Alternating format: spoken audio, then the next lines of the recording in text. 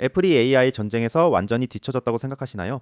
천만의 말씀입니다. 수년째 글로벌 브랜드 가치 1위를 지키고 있는 애플은 지금 가장 치밀하고 소름 돋는 방식으로 AI 1등 탈환을 준비하고 있습니다. 화려한 앱스토어를 버리고 여러분의 아이폰 연락처를 통째로 장악하는 방식이죠. 그런데 진짜 충격적인 사실은 따로 있습니다. 2026년 6월 4일 애플은 자사의 폐쇄적인 메시지망에 실리콘밸리 스타트업 디 인터랙션 컴퍼니 오브 캘리포니아가 만든 AI 비서포크를 최초로 승인했습니다.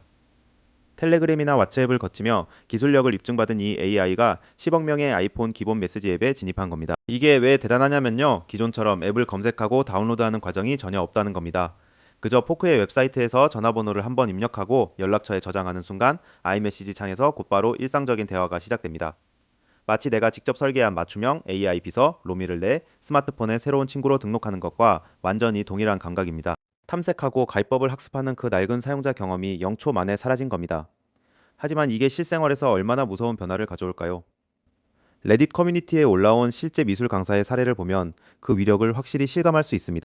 다수의 수강생을 가르칠 때 기존에는 10분 인트로 15분 배경채색 5분 붓세척이라는 알람을 스마트폰 타이머 앱으로 일일이 맞춰야 했습니다. 마치 초등학교 1학년 아이의 복잡한 방과 후 스케줄을 분 단위로 챙기는 학부모들처럼 정신이 없었죠. 하지만 포크를 도입한 후에는 그저 수업 전에 문자로 일정을 툭 던져두면 끝이었습니다. 수업 시간이 밀려서 AI가 조용히 알림을 보내면 화면을 길게 터치할 필요도 없이 5분 뒤에 다시 알려줘라는 답장 하나로 모든 스케줄이 유동적으로 조정되었죠. 경직된 시리에서는 불가능했던 사람 비서 같은 유연함입니다. 여기까지만 들으면 완벽해 보이죠. 하지만 치명적인 단점이 하나 있습니다. 잘 들어보세요. 아이메시지는 우리가 흔히 쓰는 실시간 채팅과 달라서 메시지 간의 시간 간격이 매우 불규칙한 비동기적 특성을 가집니다. 이 때문에 며칠 뒤에 다시 대화를 걸면 AI가 훈련 내용이나 개인화된 문맥을 까맣게 잊어버리는 치명적인 현상이 발생하고 있습니다. 처음에는 스케줄을 짜주던 똑똑한 비서였다가 나중에는 단순한 물 마시기 알람시계 수준으로 전락해버리는 거죠. 게다가 애플 특유의 깐깐한 UI 가이드라인 통제 때문에 문장 사이의 링크가 엄청나게 큰 미리 보기 화면으로 강제 교체되거나 특정 메시지에 지정해서 답장하는 기본 기능조차 지원되지 않는 답답한 상황이 벌어지고 있습니다. 혁신적인 기술조차도 애플의 벽 안에서는 종속될 수밖에 없는 겁니다. 그렇다면 개발자들은 이 멍청해지는 AI를 어떻게 똑똑하게 만들고 있을까요? 일반적인 웹사이트와 달리 아이메시지 같은 네이티브 환경에서는 응답이 2초만 늦어져도 사람들은 통신망에 오류가 났거나 서비스가 고장났다고 생각합니다. 그래서 포크 같은 차세대 에이전트들은 GPT-4 오클로드 3.5 소넷 딥시크 V3 같은 현존하는 최고의 모델들을 N1N AI 같은 백엔드 게이트웨이를 통해 실시간으로 갈아타며 사용합니다. 특정 모델의 응답이 느려지면 빛의 속도로 다른 모델로 우회해서 무조건 2초 안에 대답을 뱉어내는 폴백 전략을 구사하는 거죠. 단일 모델에 의존하지 않고 끊임없는 지연 시간과의 전쟁을 이겨내는 것이 에이전트 비즈니스의 핵심 역량입니다. 그런데 말입니다. 진짜 소름 돋는 애플의 큰 그림은 이제부터 시작됩니다. 대중은 애플이 WWDC에서 화려한 AI 전용 앱스토어를 공개할 거라 기대하지만 실상은 다릅니다. 애플은 가장 원초적인 공간인 연락처를 차세대 운영체제로 뜯어고치고 있습니다. 수면 상태를 분석하려고 오라 앱을 켜고 일정을 보려고 캘린더를 켜는 시대가 끝난다는 뜻입니다.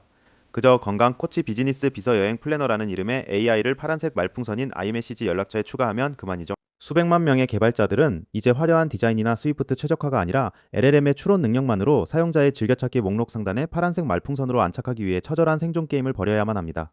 이 생존 게임에서 애플은 도대체 어떻게 돈을 벌려는 걸까요? 애플이 포크를 허용한 진짜 무서운 이유는 전 세계 메신저 시장을 꽉 쥐고 있는 메타의 마크 저커버그를 붕괴시키기 위한 치밀한 AI 통행세 구조에 있습니다. 왓츠앱은 메시지 한 건당 최대 190원에 달하는 요금을 매깁니다.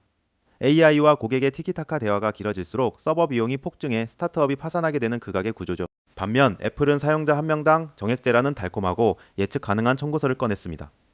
스타트업들이 트래픽 요금 폭탄에 공포 없이 AI 고도화에만 집중할 수 있는 완벽한 온실을 제공하면서 전 세계의 똑똑한 AI들을 자사 생태계로 싹 다 빨아들이고 있는 겁니다.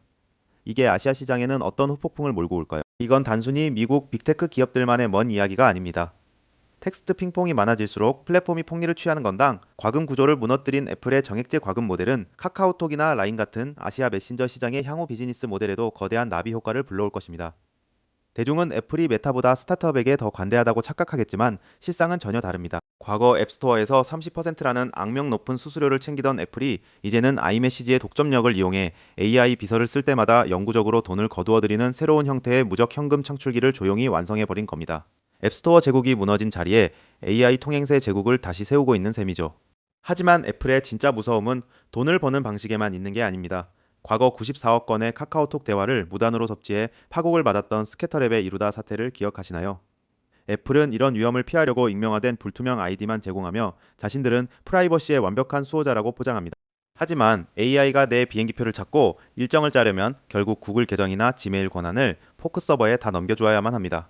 만약 치명적인 해킹이나 개인정보 유출 사고가 발생하면 애플은 우리는 익명 아이디만 줬을 뿐 외부 연동은 사용자가 자발적으로 동의한 일이라며 발을 빼버리면 그만입니다. 모든 법적 책임과 민감한 데이터 관리 리스크는 영세한 스타트업의 어깨 위로 완벽하게 떠넘긴 것이죠. 결국 애플이 그리고 있는 최종 목적지는 어디일까요? 폭언을 감지하면 즉각 경고 멘트를 날리고 전화를 끊어버리는 인천광역시의 민원 대응 AI처럼 애플은 AI의 폭주를 막기 위해 철저한 인간의 통제를 필수 조건으로 내걸었습니다. 문제가 생기면 즉각 실제 인간 상담원으로 연결되어야만 심사를 통과할 수 있죠. 애플은 겉으로는 AI 생태계를 개방하는 척 환상을 심어주지만 실제로는 가장 안전하고 리스크가 적으면서도 막대한 수익을 창출하는 방식으로 타인의 혁신을 거저먹고 있는 겁니다. 세상에서 가장 튼튼하고 안전한 사과 농장이라는 이미지를 무기로 조용히 하지만 가장 치명적인 방식으로 모바일 헤게모니를 지배하는 애플의 진짜 전략, 여러분은 어떻게 생각하시나요?